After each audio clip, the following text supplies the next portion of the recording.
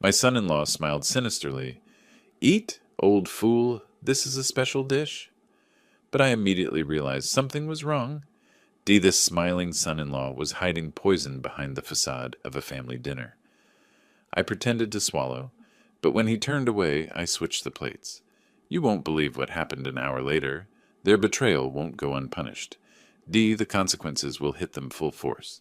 Before continuing, subscribe to the channel and write in the comments what time it is in your region right now. They say you can't teach an old dog new tricks, but an old dog with 42 years of pharmaceutical experience can smell poison from across a dinner table. It was a Sunday afternoon in mid-June when everything changed. I was sitting in my own dining room in Laurelhurst, watching my son-in-law, Stanley Weber, set a plate in front of me with the kind of smile that would make a shark nervous. Eat up, old fool, he said. This is a special dish. I cooked it myself, just for you. Stanley never cooked. In 6 years married to my daughter Veronica, he'd barely entered the kitchen. He was a car salesman at a dealership on 82nd Avenue, the kind of guy who thought microwaving leftovers qualified as cooking. But there he was, presenting braised beef in wine reduction. The presentation was actually decent. That alone should have been my first warning. I lifted my fork, brought a piece close to my nose. The meat smelled fine, rich, and savory. But underneath was something else. A faint, bitter, almond scent most people wouldn't notice. Most people hadn't spent 4 decades identifying medications by smell alone. Smells interesting, I said. What's in the sauce? Trade secret, Stanley said, dropping into his chair. He was already eating his portion, shoveling food like he hadn't eaten in days. Veronica, my 38-year-old daughter, sat between us, picking at her salad. She wouldn't meet my eyes. She'd been doing that lately, avoiding eye contact. Leaving rooms when I entered, I cut into the meat, brought it toward my mouth. The bitter smell intensified. Benzodiazepines. I'd bet my pharmacy license on it. Heavy dose, probably crushed diazepam mixed into the sauce. In a younger person, severe sedation. In a 68-year-old man, it could stop my heart. This is really something, Stanley, I said, setting down my fork. You must have put a lot of thought into this. More than you know, old man. The way he said it made my skin crawl. There was anticipation in it. Eagerness. Stanley turned to grab the wine bottle, his attention diverted. In that moment, I made my move. 42 years of precise hand-eye coordination. My plate slid left. His plate slid right. 3 seconds. When he turned back, I was cutting into what had been his portion, the clean meat. He didn't notice. Why would he? In his mind, I was just a foolish old man eating my last meal. You know, Stanley, I said, chewing slowly, I've been thinking about updating my will. Maybe I should discuss it with you and Veronica. His eyes lit up like a slot machine hitting jackpot. That's great, Francis. Really great. We should definitely talk about that. I nodded, watching him eat. He was already halfway through the poison portion. Diazepam would take 30 to 40 minutes to hit full effect. How's work been? Fine. Sold 3 cars last week. A lie. I'd overheard his manager threatening to fire him 2 days ago. We made small talk. Veronica's yoga classes, the roses needing pruning, almost like a normal family dinner if you ignored the attempted murder. At minute 33, Stanley set down his fork. Feeling a bit off. Too much wine? I suggested. Maybe. He rubbed his temples. Head swimming. Minute 37. His words slurred. Veronica, I don't feel... Stanley, her voice rose. What's wrong? He tried to stand, managed 1 foot before his knees buckled. He caught the table edge, breathing hard. Should I call someone? Veronica asked. I pulled out my phone deliberately. Perhaps 911 would be appropriate. Stanley slumped back, his head lolling. His breathing was deep and regular, the sedated sleep benzodiazepines induce. Not dangerous for someone his age and weight, uncomfortable, embarrassing when paramedics arrived, but not lethal. Veronica was crying, shaking Stanley's shoulder. Wake up, Stanley, wake up. I made the call, gave the address, explained my son-in-law appeared to have a reaction to dinner. The operator asked if he was breathing. I confirmed. Paramedics were on their way. The paramedics arrived within 12 minutes. They checked vitals, asked questions, loaded him onto a stretcher. Veronica insisted on riding along. Francis, can you clean up? She asked at the door. mascara running. I'll call from the hospital. Of course, dear. Take your time. The door closed. The house fell silent. I stood in my dining room, looking at 2 plates. The dinner I'd switched. The poison I'd escaped. For 42 years, I'd been a pharmacist. I'd helped people, measured medications to heal them, ease their pain, save their lives. But I'd also learned every drug's dark side. Every medication that could heal could also harm. It was all about dosage, intent, knowledge. Stanley Weber had just taught me something important. In my own house, at my own table, I was in danger. And for the first time in 68 years, I felt something shift inside me. I wasn't afraid. I was calculating. The paramedics left at 8:47 p.m. I checked my watch, starting a mental timeline. I cleaned the kitchen methodically, but didn't throw anything away. The plates went into separate paper bags, labeled and dated. The wine bottle, the leftover beef, all potential evidence. By midnight, Veronica still hadn't called. I sat in my study and started remembering. 3 months ago. March. My favorite wine, a 2018 Willamette Valley Pinot Noir, had tasted off. Bitter, metallic. I'd poured it down the sink, assumed a bad cork. But Stanley had offered to organize my wine collection that week. He'd spent an hour in the cellar, supposedly alphabetizing bottles. I went to the wine cellar, pulled out bottles from the back row. 3 had corks that sat slightly higher, as if removed and replaced. I opened one, sniffed. The same metallic undertone. I poured it out and made a note. Wine tampering, March 2025. Multiple bottles. April. Stanley had cornered me in the kitchen. Francis, you've been on the same medications for years. My buddy from college is a pharmacist now. He could review your prescriptions, get you on something more modern. I'd been taking the same blood pressure medication for 5 years. It worked. But Stanley insisted. I'd finally agreed. He took my pill bottles, returned them 3 days later with new labels. I never took them. Something felt wrong. The bottles had sat in my medicine cabinet, forgotten. I retrieved them now. The labels looked professional, but the pills didn't match. My medication was supposed to be small, white tablets. These were larger, different coating. I broke one open, tasted a minuscule amount. Not blood pressure medication, something that made my heart rate spike. I spit it out, rinsed thoroughly. Made another note. Medication tampering, April 2025. Unknown substitution. May. Stanley asking about my will over breakfast. So, Francis, you've got everything arranged, right? If anything happened to you, Veronica would be taken care of? I thought he was being considerate. Now I heard the real question. What's in it for us? My phone buzzed at 1:47 a.m. Veronica. Dad? Stanley's going to be okay. The doctors say he had some kind of reaction. They're keeping him overnight. What kind of reaction? They're not sure. Something about elevated levels. They asked what he ate. Tell them the truth. He made dinner. That's what I said. They think maybe the meat was bad. Bad meat doesn't cause benzodiazepine toxicity. When will you be home? Probably morning. Can you lock up? Already done. Get some rest. She hung up. I sat in the dark, pieces falling into place. This wasn't impulse. This was planning. The wine was testing. The medication switch, a slower method. Tonight was the direct attempt. And Veronica? The way she couldn't meet my eyes at dinner. The way she'd left rooms when I entered. The way she immediately assumed the meat was bad. I pulled out a leather journal, started writing. June 15th, 2025. 2:15 a.m. Evidence, wine, March. Multiple bottles tampered. Medication, April. Pills substituted. Dinner, June 15th. Braised beef. Suspected diazepam. Stanley hospitalized. Veronica's knowledge, unknown. Suspicious behavior noted. I kept writing. Times, dates, observations. Stanley doing chores he'd never done. Always accessing my food, drinks, medications. Phone calls where he'd gone silent when I entered. Hushed arguments with Veronica. By 4 a.m., I had 5 pages. At 6:30 a.m., Veronica's key turned. I was making coffee like this was normal. Dad, she looked exhausted. Stanley's stable. They're running more tests. That's good, I said, pouring her a cup. She took it, wrapped both hands around it. He was asking about you. How thoughtful. Dad, I know things have been tense between you two. Have they? You know they have. Stanley feels like you don't respect him. Veronica, do you think Stanley respects me? She looked away. There it was again. He's under stress at work. Is he?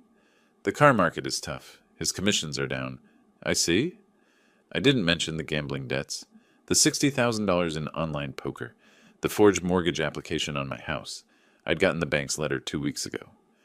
I should sleep, Veronica said, setting down her untouched coffee. They said he can come home tomorrow. Of course. Rest. She started upstairs, paused. Dad, tonight's dinner, did it taste strange? No, I lied smoothly. Why? No reason. Stanley said something before he passed out. The doctors will sort it out. She nodded and disappeared upstairs. I stood in my kitchen, surrounded by family that wanted me dead. Or at least a son-in-law who wanted me dead, and a daughter who was complicit or willfully blind.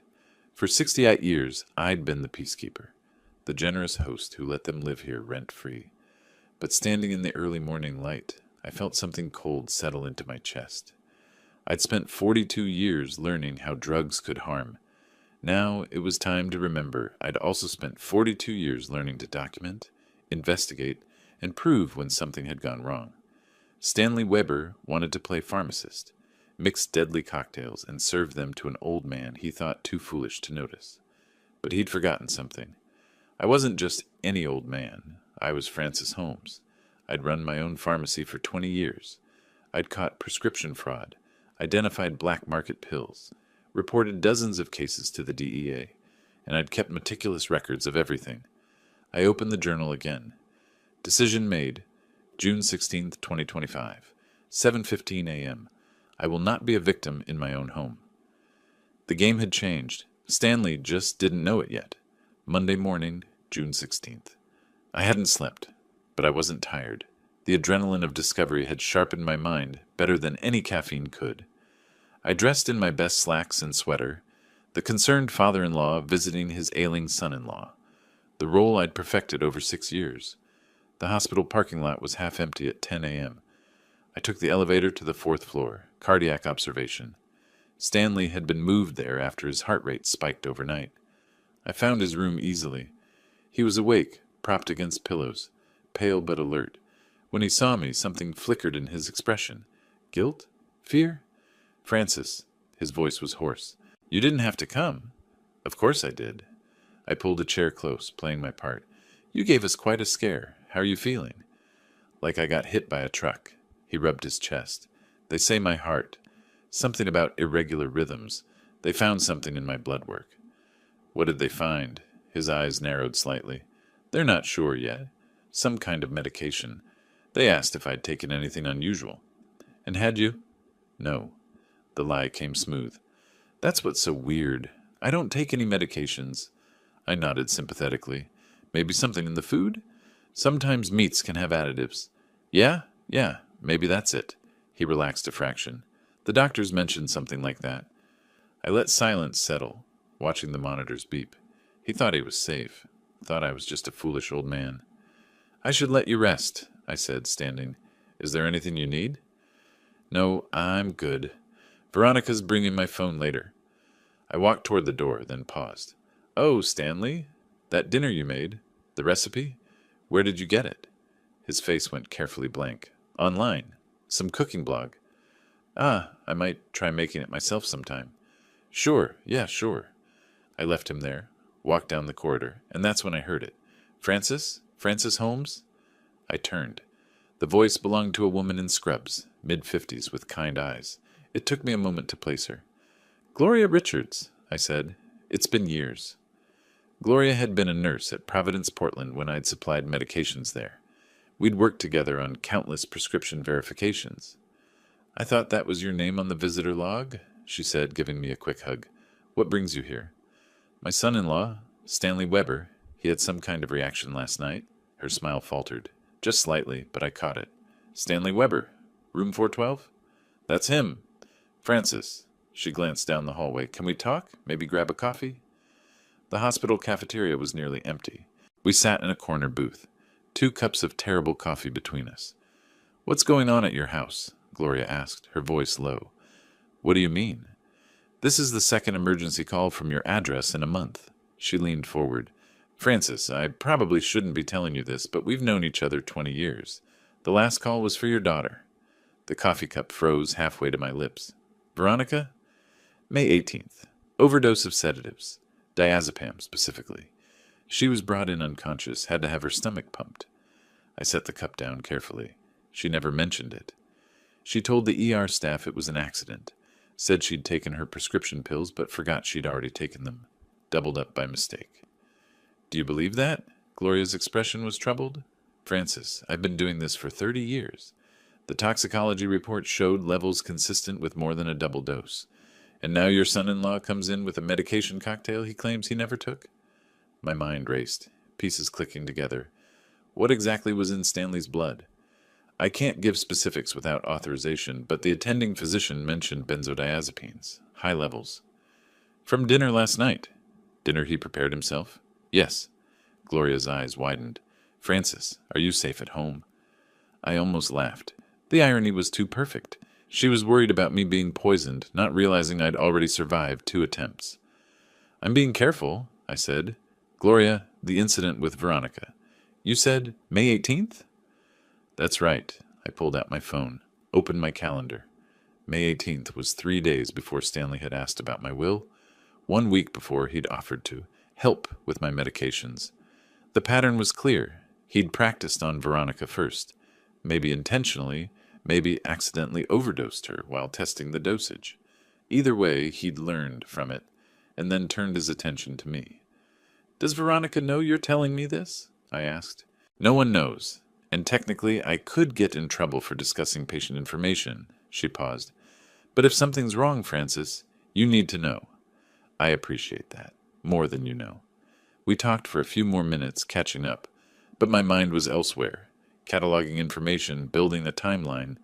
When I left the hospital, the morning sun felt different, harsher, more revealing. I drove home slowly, processing what I'd learned. Stanley hadn't acted on impulse. He'd experimented. First on his own wife. He'd seen how the medications worked, how much was needed, how quickly they took effect. The house was empty when I arrived. Veronica had left a note. Gone to pharmacy for Stanley's prescriptions. Back this afternoon.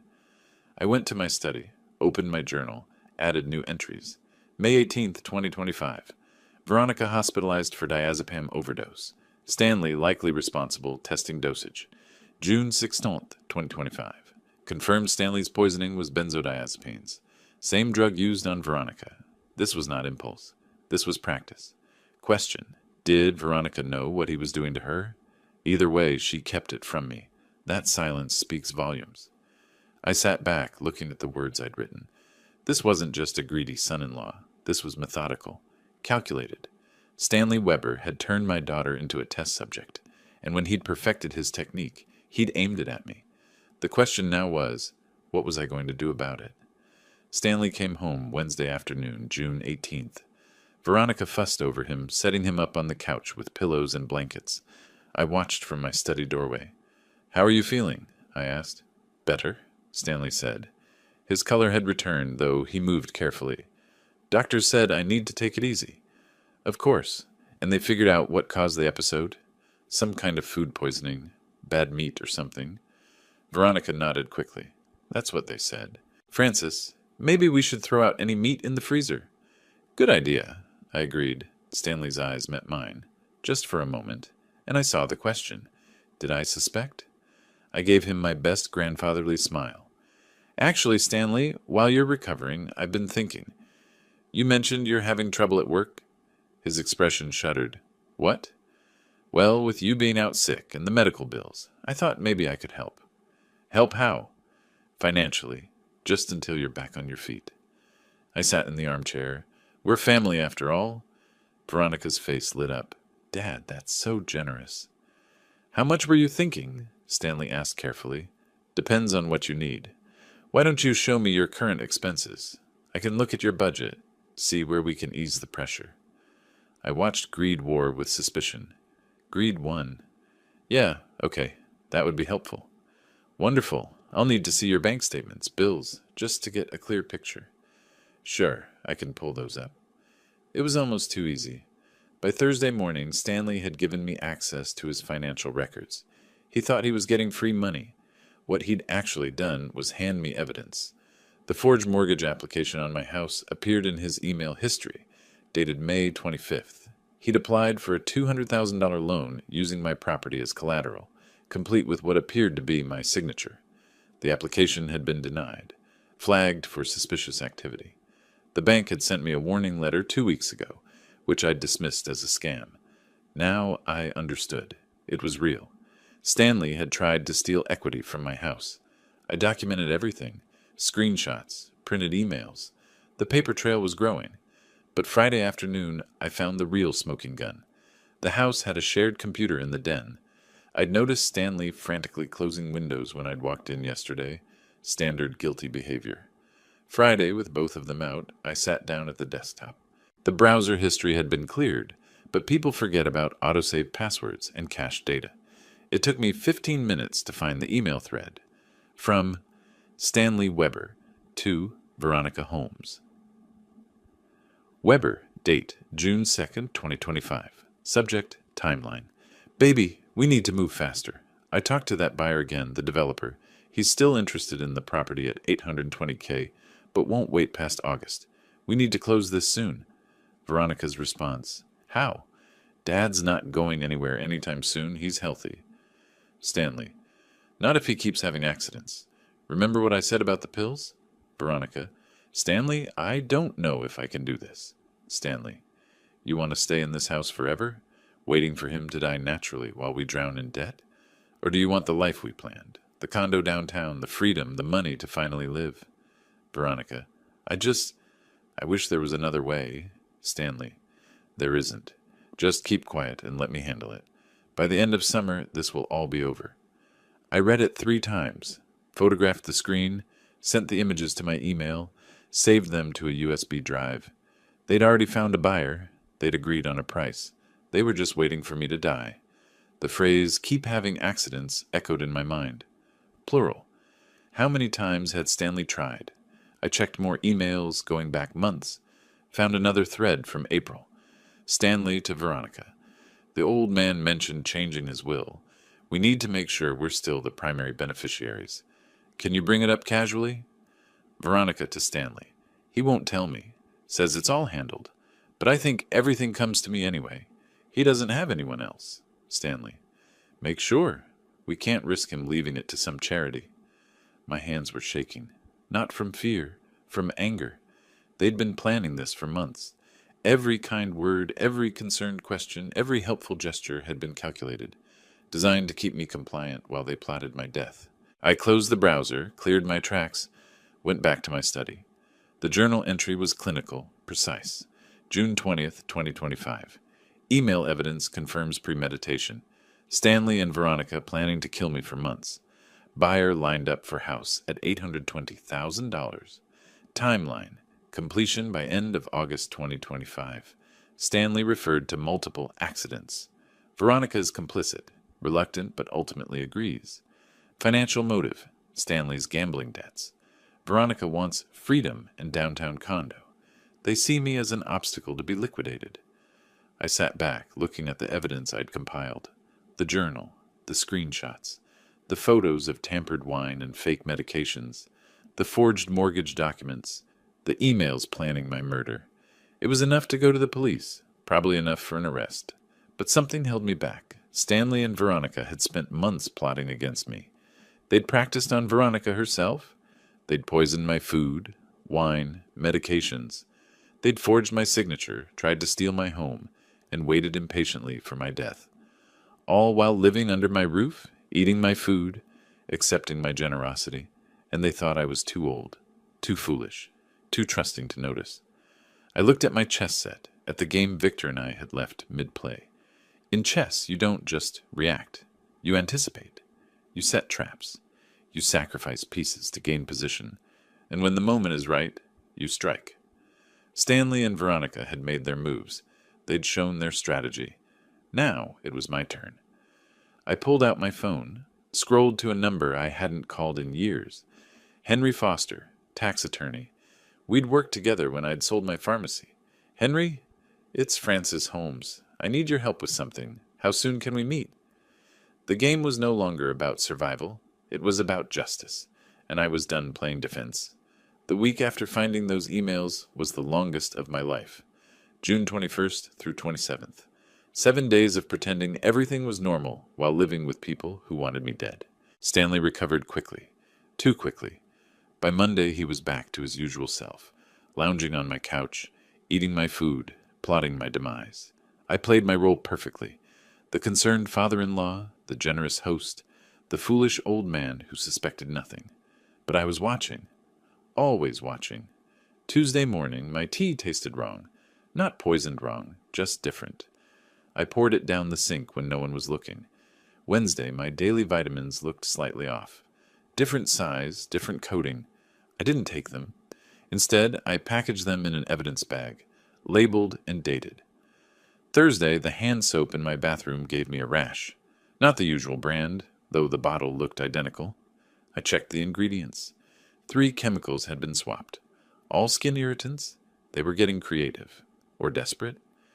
By Friday, June 27th, I documented 7 different attempts. Small things. Subtle things. The kind that would wear down an ordinary 68-year-old until his body gave up. But I wasn't ordinary, and I wasn't giving up. That evening, Stanley emerged from the kitchen with that familiar smile.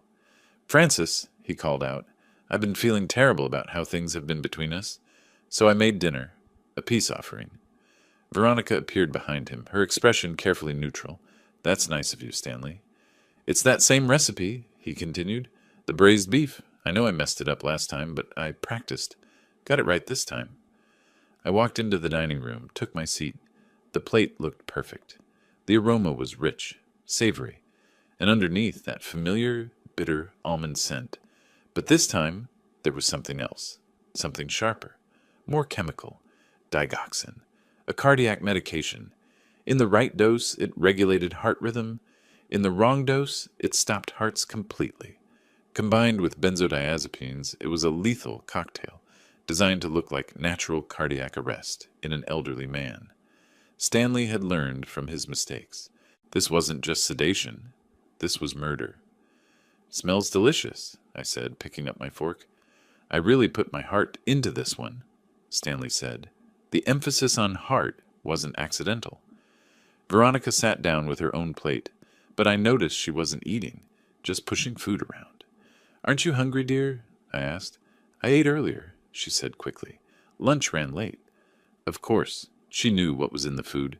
Stanley was already eating, shoveling forkfuls into his mouth, but his plate was clean. I could tell from the smell. He'd served himself from a different pan. "Stanley, could you grab the wine?" I asked. "The Pinot from the cellar. Bottom shelf, 3rd bottle from the left." "Sure thing." He stood, headed for the basement door. The moment he disappeared down the stairs, I moved. 3 seconds. My plate slid left. His poison plate slid right. My clean utensils swapped for his used ones. When Stanley returned with the wine, I was cutting into what had been his portion. "This really is better than last time," I said. His smile widened. "Thanks, Francis. I'm glad you like it." We ate in relative silence. Veronica barely touched her food. Stanley finished quickly, then excused himself to watch television. I stayed at the table, watching the clock. 30 minutes. That's how long it had taken last time. At minute 28, I heard Stanley's voice from the living room. "Veronica, I feel weird." Her chair scraped back. "What's wrong?" "My chest. It's tight. And my head." I stood slowly, walked to the doorway. Stanley was pale, one hand pressed against his chest. "Should I call 911? Veronica asked, her voice rising. "Maybe just—" "Wait a minute." Stanley's words were slurred, his eyes unfocused. I pulled out my phone. "I'm calling them." "No, I don't." Stanley tried to stand, fell back onto the couch. His breathing was shallow, rapid. Veronica was crying. "What's happening?" "Stanley." "Ambulance is on the way," I said calmly.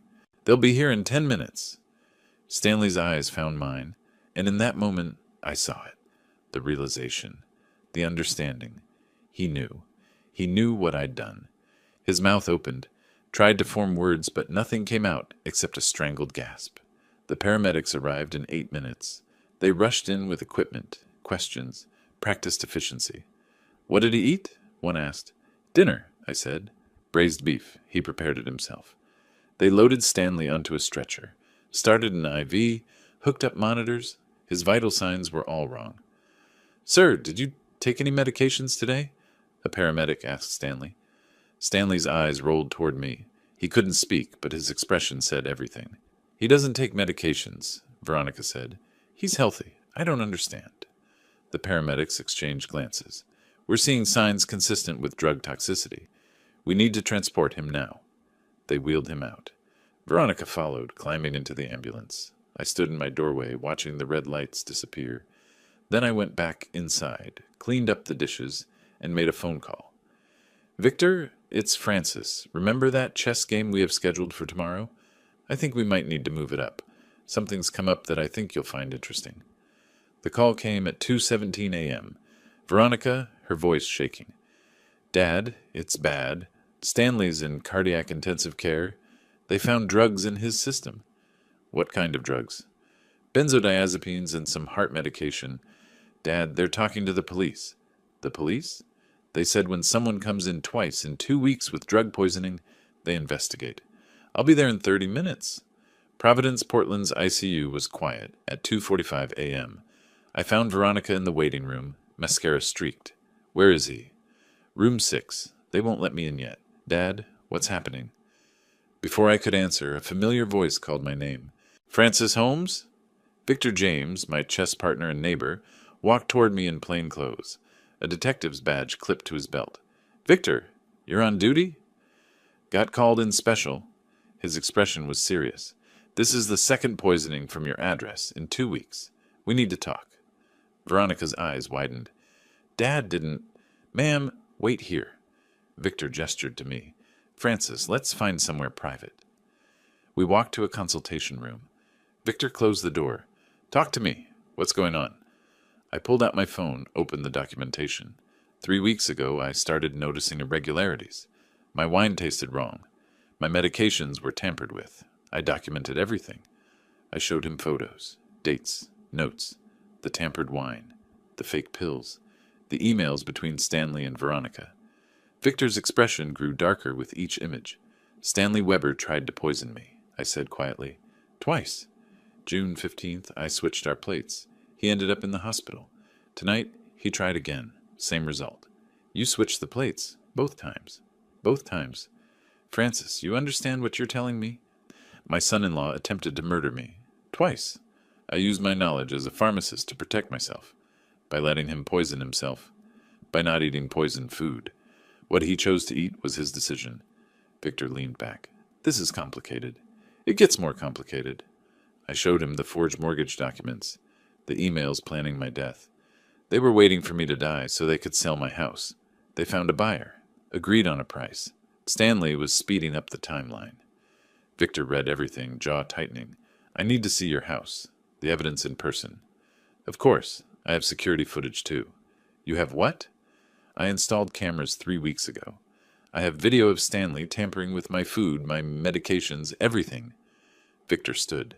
"Francis, you're not under arrest, but you're now a witness in a possible attempted murder investigation. Maybe 2. I understand. And if the evidence backs it up, Stanley Weber is going to jail for a very long time." "That's what I'm hoping for." We walked back to the waiting room. Veronica stood immediately. "What's going on? Dad, what did you tell him?" "The truth," I said simply. "What truth?" Victor stepped forward. "Ma'am, I need to ask you some questions about your relationship with your father and your husband." Her face went white. "I want a lawyer." "That's your right. But we'll be executing a search warrant on the residence at 2847 Laurelhurst Drive within the hour." Veronica looked at me, pleading. "Dad, please, just tell them it was an accident. Didn't mean to poison me. Twice." I kept my voice level. "Didn't mean to forge documents. Didn't mean to plan my death in those emails." She stepped back. "You know about the emails?" "I know about everything, Veronica. The fake medications, the tampered wine, the deal with the buyer for $820,000. I know you knew what Stanley was doing, and you let it happen." Tears streamed down her face. I never thought he'd actually—" "You chose your side when you stayed silent," I said, "when you watched him prepare that first dinner and said nothing." Victor was taking notes.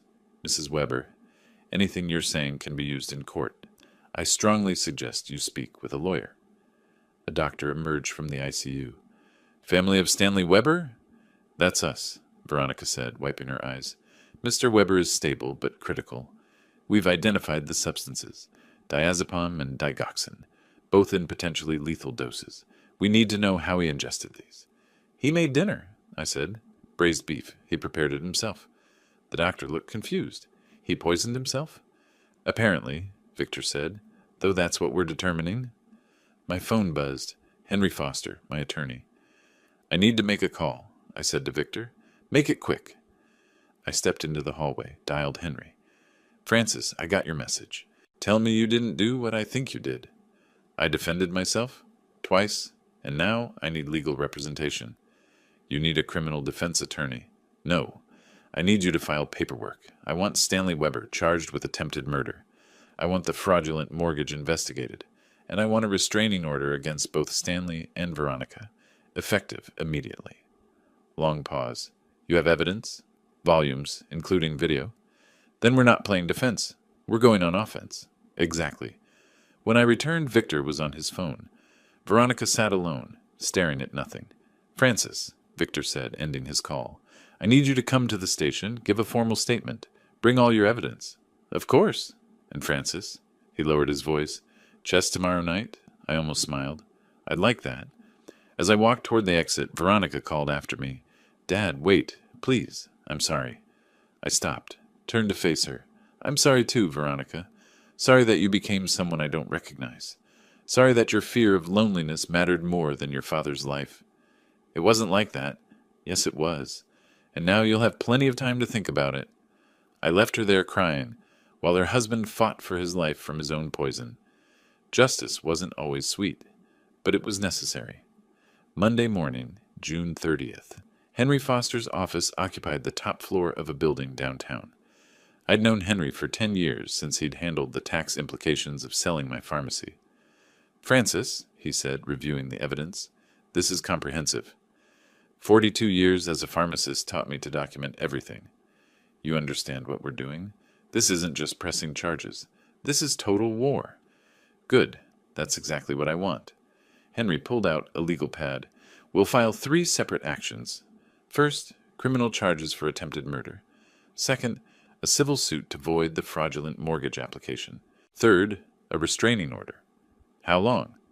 Restraining order within 48 hours. Criminal case will take months. Civil suit, maybe 6 weeks.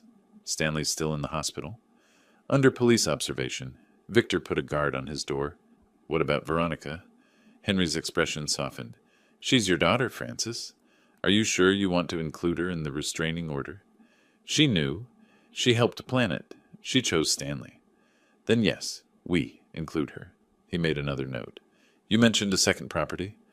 A commercial building on Division Street. I rent it to a pharmacy chain. Brings in $4,500 a month. Stanley and Veronica don't know about it. I never mentioned it. Henry smiled grimly. Good. That gives us leverage. We spent 3 hours going through every detail. The emails, the forged documents, the security footage. One question, Henry said. You switched the plates, both times. A prosecutor might argue you could have just not eaten the food. I could have, but then I wouldn't have proof. He'd have disposed of the evidence. So you let him poison himself. I let him eat what he prepared. Twice. Henry leaned back. It's brilliant. You didn't poison anyone. You simply refused to be poisoned. What happened to Stanley was his own doing. Exactly. But Francis, Stanley's going to fight back. He's looking at serious prison time. People get desperate. Let him fight. I have evidence. Evidence can be challenged, and Veronica will likely testify against you. That hit harder than I expected. She already has, hasn't she? Victor mentioned she tried to blame you at the hospital. I stood, walked to the window. The city stretched out below. File everything, I said. All 3 actions. Today. I'll have the paperwork ready by end of business. My phone rang. Victor. Francis, you at Henry's office? Yes, what's wrong? Stanley's awake and talking. He's asking for a lawyer. Marcus Webb. Henry's expression changed. Marcus Webb? You know him?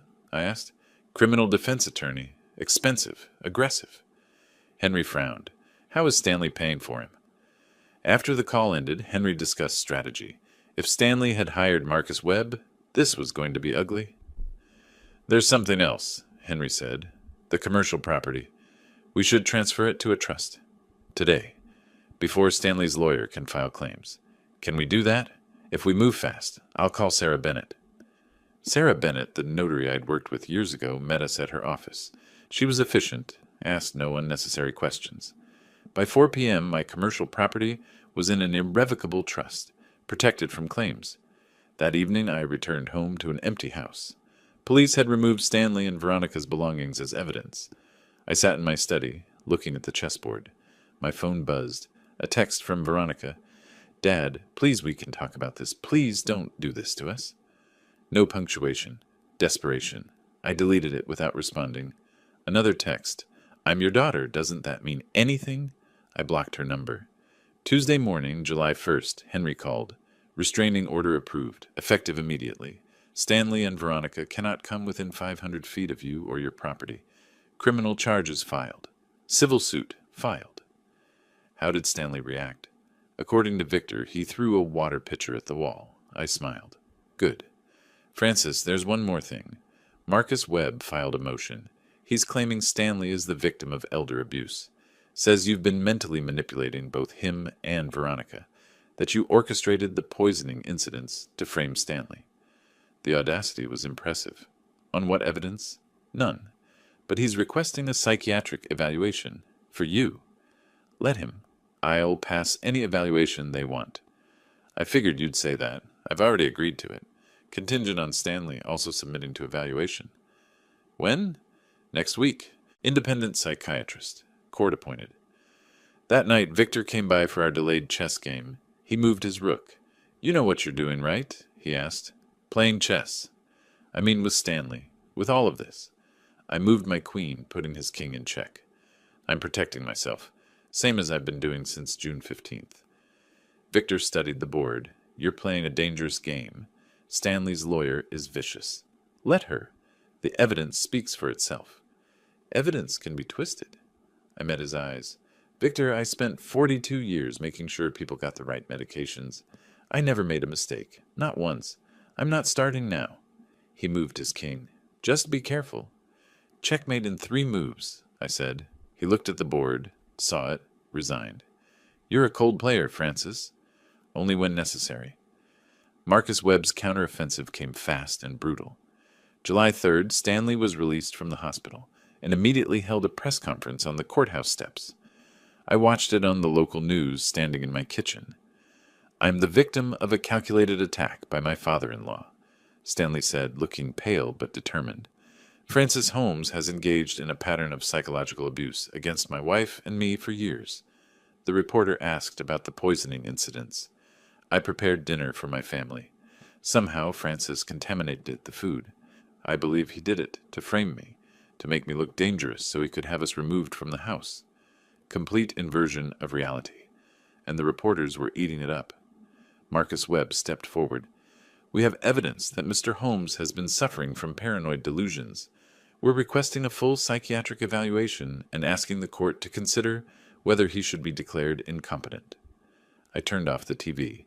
Henry called moments later. You saw it? I saw it. Standard defense strategy. Attack the accuser's credibility. Make you look unstable. I'm not unstable. I know, but now we prove it.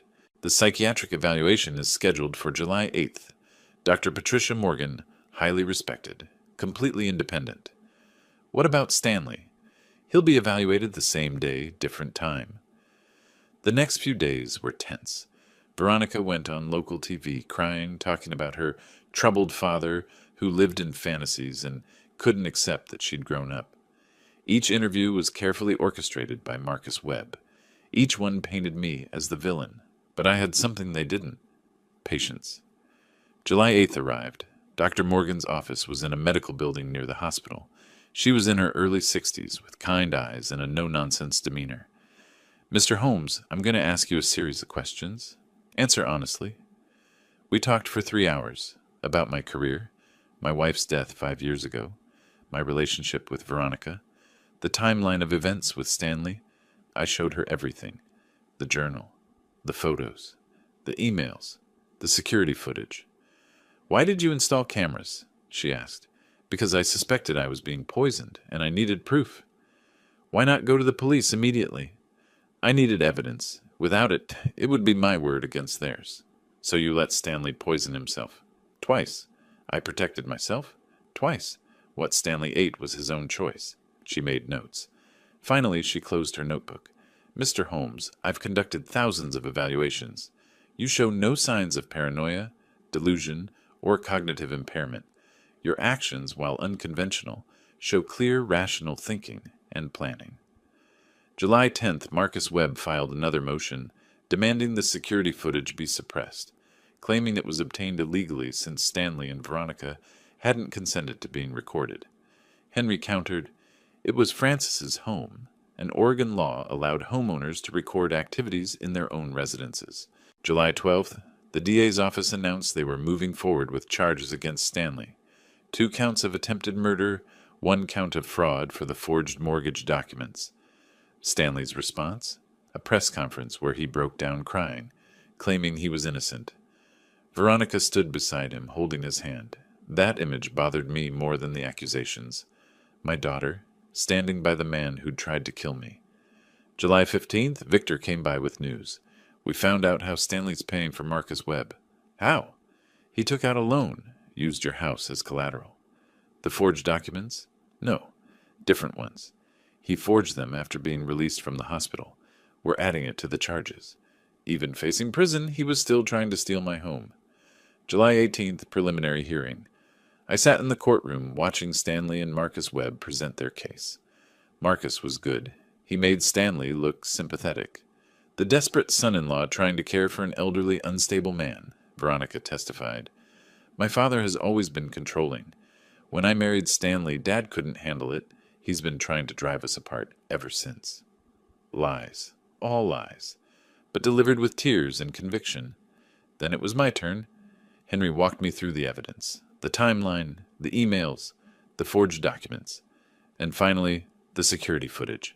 The courtroom went silent as they watched Stanley carefully opening pill bottles, crushing tablets, mixing them into a sauce. The timestamp was clear, June 27th, 5:47 p.m. Marcus Webb objected, argued, tried to have it suppressed. The judge overruled him. "The footage is admissible. Continue." More footage. Stanley tampering with wine bottles, replacing medications, adding something to a bar of soap. When it ended, I looked at Stanley. His face was red, his jaw clenched. The judge spoke. "Based on the evidence presented, I'm ruling there is probable cause to proceed to trial. Mr. Weber, you will remain free on bail, but with electronic monitoring. Trial date is set for August 15th. As we left the courthouse, Marcus Webb intercepted us. "Mr. Holmes, my client is willing to discuss a settlement." "No settlement," I said. "You haven't heard the terms." "Don't need to. Stanley tried to kill me, twice. There's no settlement for that." Marcus's smile was cold. "We'll see you in court then. And, Mr. Holmes, I hope you're ready, because I'm going to tear apart every piece of evidence you have. By the time I'm done, the jury will think you're the criminal." Henry stepped between us. "We're done here, Marcus." As we walked away, I felt something shift. This wasn't just about justice anymore. It was about winning. Completely. Totally. And I was ready. August 15th, 2025. The courtroom was packed. Marcus Webb had turned this into a media circus, painting Stanley as a victim of a paranoid old man.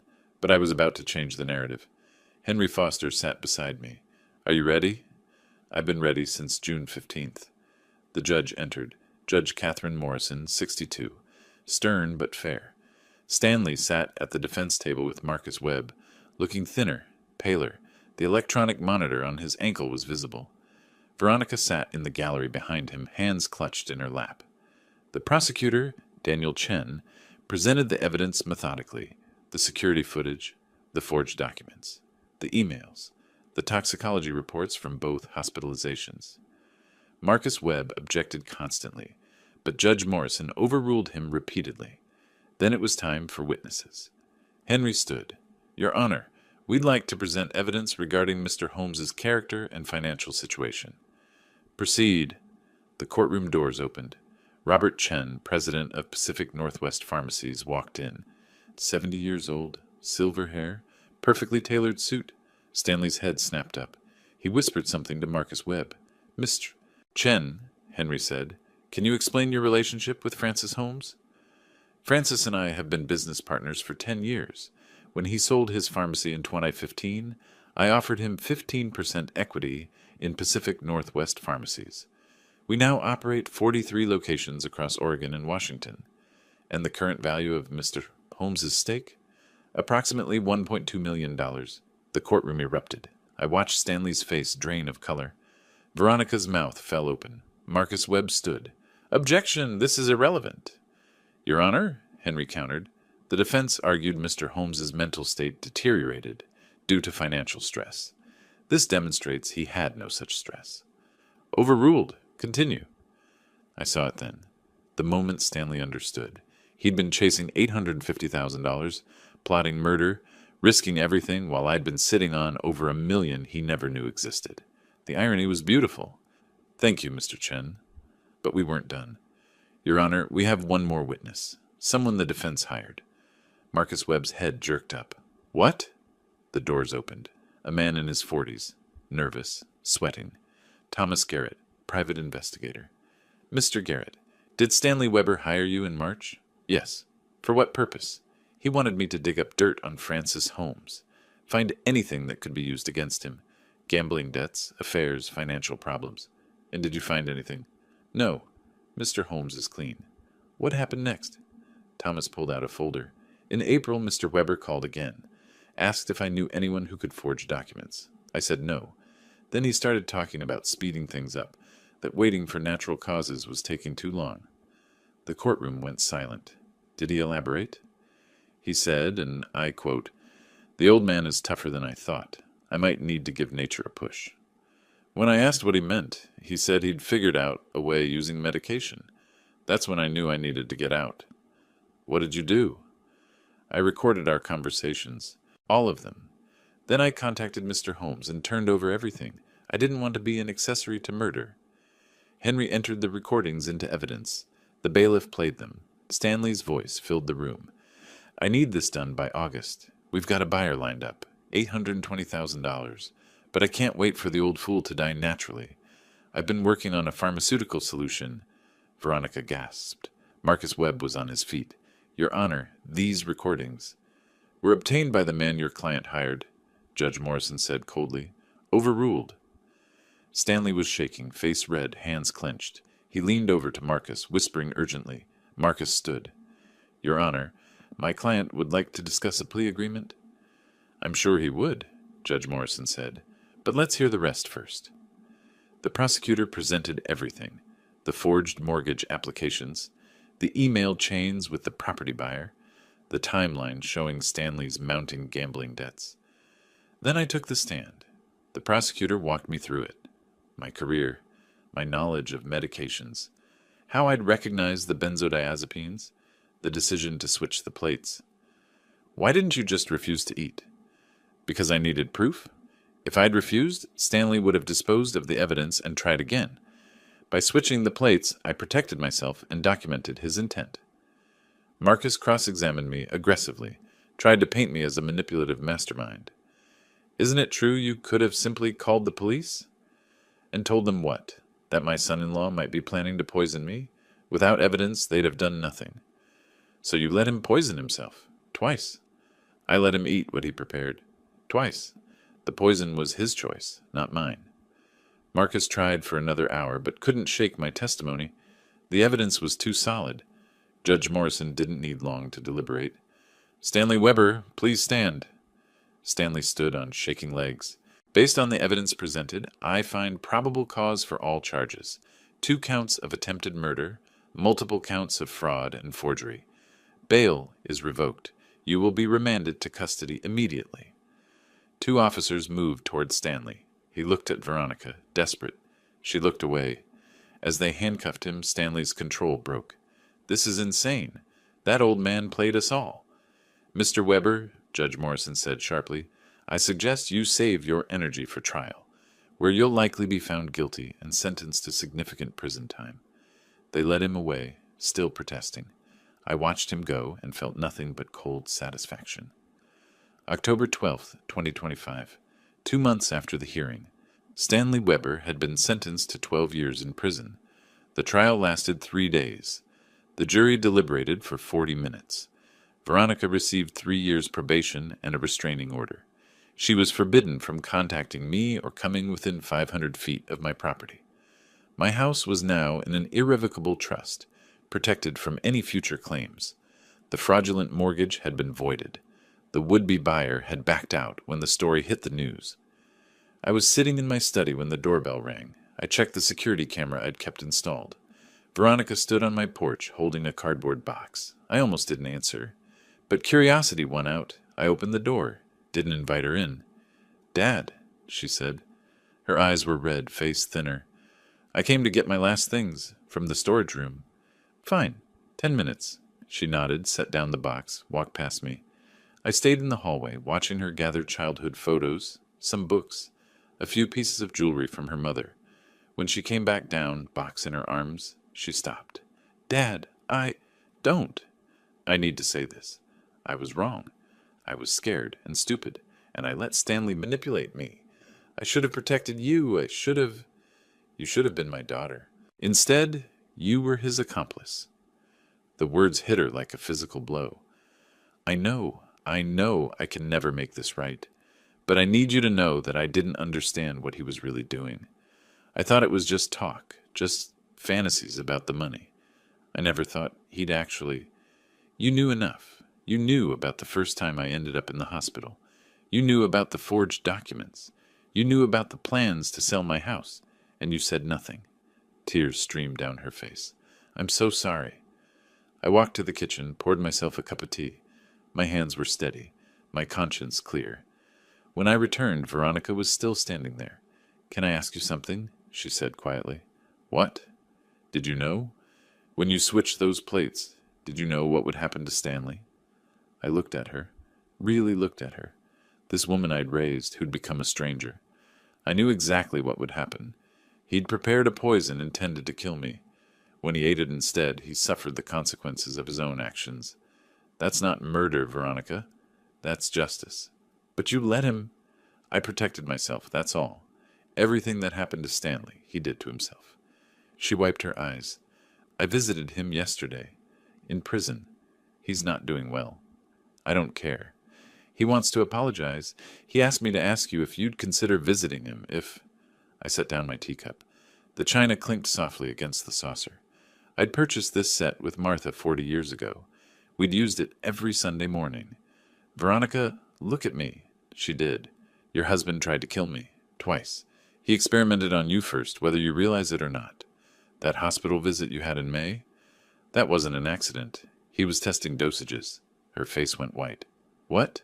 "The nurse told me you were brought in with a massive overdose of benzodiazepines. Stanley was practicing, seeing how much was too much. And when he figured it out, he used that knowledge on me." She staggered, caught herself on the doorframe. "No. He said I must have taken my pills twice by accident.